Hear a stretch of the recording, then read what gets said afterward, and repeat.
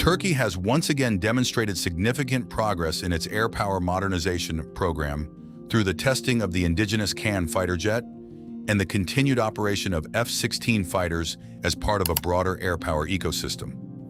These developments are noteworthy because the KAAN is envisioned as a next-generation fighter designed to gradually replace a portion of the Turkish Air Force's F-16 fleet in the future. The KAAN program has now entered a critical testing phase. On July 31, 2026, the KAAN P1 prototype underwent a powered taxi test, a procedure in which the aircraft moves along the runway using its own engine power. This test marks a vital milestone before the aircraft proceeds to the next phase of flight operations. Interestingly, the relationship between the KAAN and the F-16 extends beyond a simple generational handover.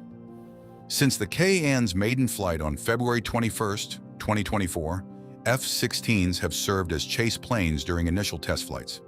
This demonstrates Turkey's strategy of developing a next-generation aircraft while simultaneously maintaining the operational capabilities of its existing fleet. The F-16 holds a pivotal position in Turkey's air power capabilities, having served as a cornerstone of the nation's air combat strength for decades.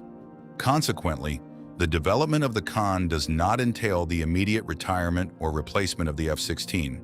Rather, the transition to a next-generation fighter involves a long-term process.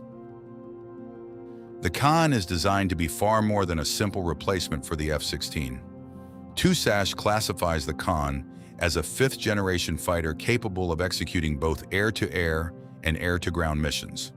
Its design concept incorporates low observability, internal weapon bays, high maneuverability, enhanced situational awareness, sensor fusion, and modular avionics.